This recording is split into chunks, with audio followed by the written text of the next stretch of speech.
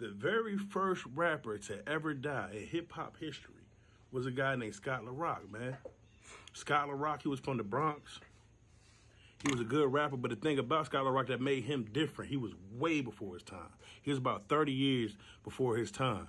Scott LaRock was an independent rapper who was just talking about a distribution deal. He didn't want to be signed to a label. He just wanted a distribution to get his stuff in stores.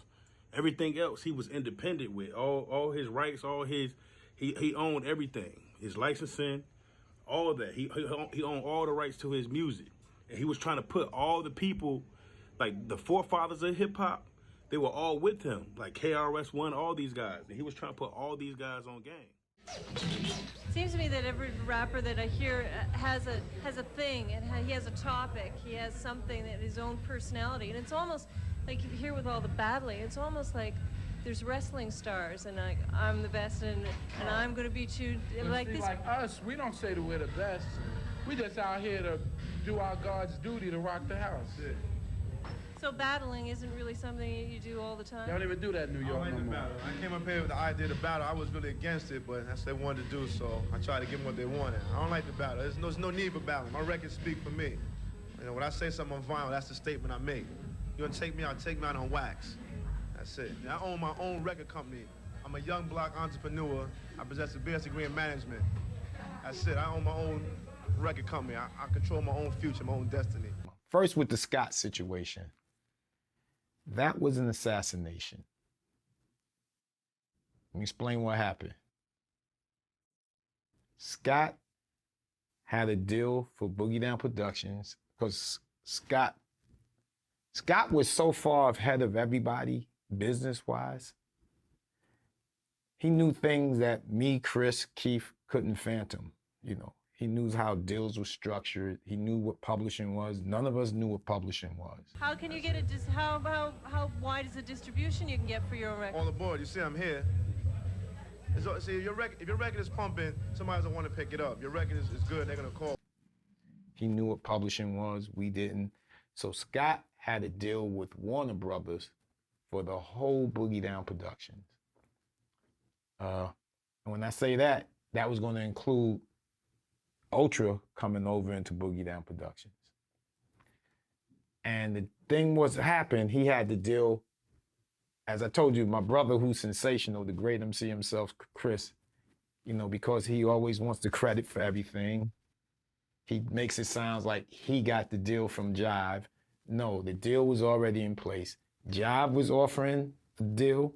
They had more upfront money than Warner Brothers. The difference was Jive, which contained Zomba publishing music, they took all your publishing. Warner Brothers was letting you retain 100% of your publishing. Now, this is where the assassination part comes in. The label to which they were signed to, B-Boy Records, Warner Brothers told them to go kiss their ass. The contract was garbage, throw it in the trash. Jive, on the other hand, was offering them a buyout. Jive was offering the label a buyout for the group. Warner Brothers wasn't. Scott had two deals in place. See, my boy Chris, I love Chris. You know, he's one of the arguably greatest MCs of all times, but Chris is very egotistical, very dramatic.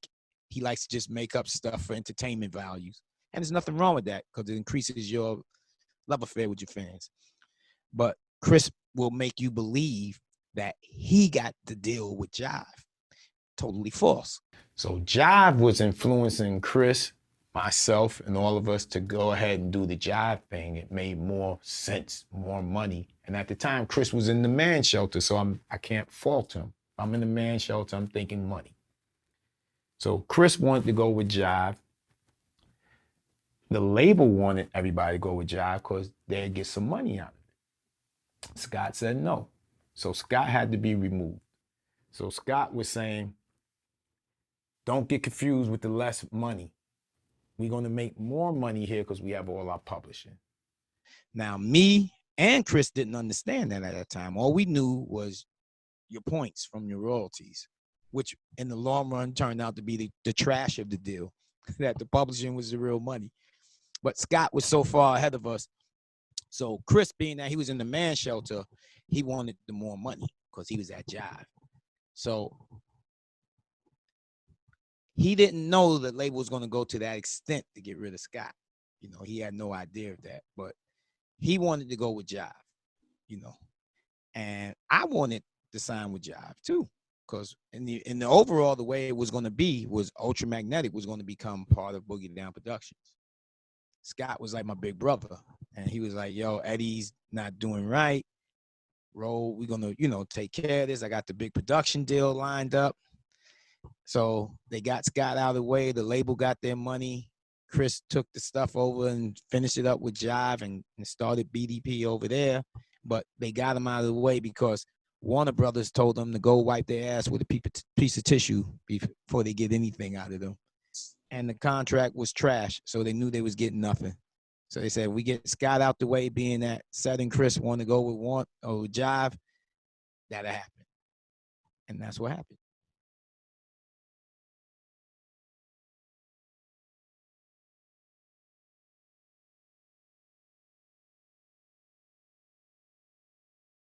I was like kind of confused, you know, whether I want to be a part of the streets or did I want to be a part of music, you know, and get something going on with my life. I really didn't know what I wanted to do. I was so young, and being that where I grew up is like, you know, ghetto neighborhood. Streets, man. It's the streets, you know. I didn't know whether to get the fast money going or wait for the long run to get some money going with a good career in music and learn other things. So I was kind of caught between that, out on the street, you know, hustling. And one day Scott just talked to me and made me realize there's no, you know, that's not like a long-term thing in the streets, you know. Anything can happen.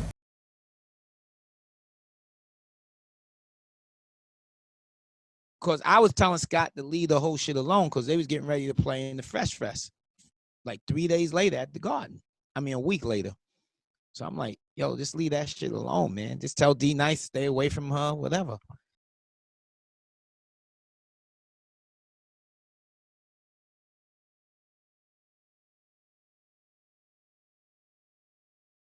He like, nah, D live over there. I gotta go over and squash it for him.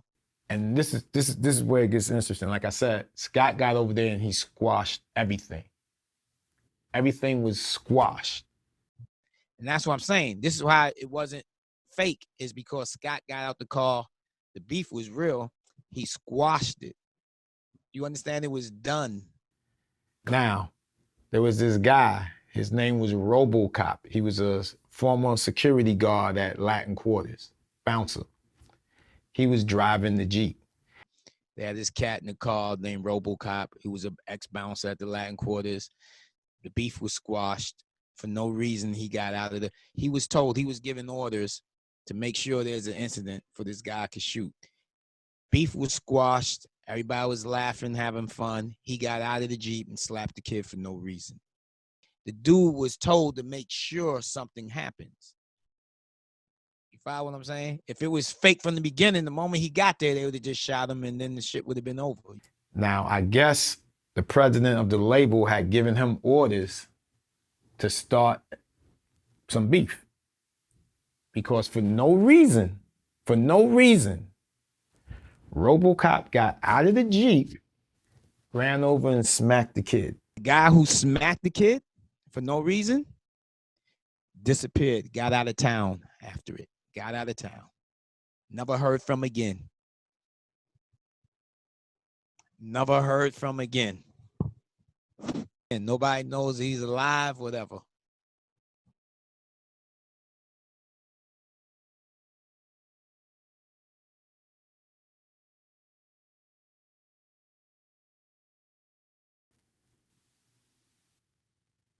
The kid runs in the building. They get in the car. 5 or 6 people in the Jeep. One guy gets hit in the temple. According to RoboCop, they was driving, and all of a sudden Scott was like, he was doing this. That's what RoboCop said, and then he just said, boom. From the roof, an assassin who was already in place and it was a 22. That's what you call a lucky shot. If you've ever been to Webster Projects, those buildings are like 17 to 20 stories high. He was on the roof, and he shot with a little 22.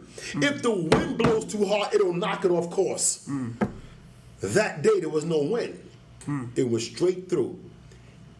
Daryl's RoboCop. Daryl said Scott didn't realize till they got to the red light, and he was like, "Yo, I'm feeling dizzy," and he said, "Yo, why?" And he said, "I'm feeling dizzy." He said, "Why am I?" Boom! That was it. No way the kid can. This is why they have to let the kid go. No way you can get slapped unless you're the Flash. Run, get the rifle, run up to the roof, and then shoot the guy who didn't slap you. And once again, it's the labels. Chris and Scott was on a label where it was ran by criminals. B-Boy Records. Yeah. And you know, in the end, they assassinated Scott. Yeah, that was assassination. You know, the shooter was in place. He was on the roof.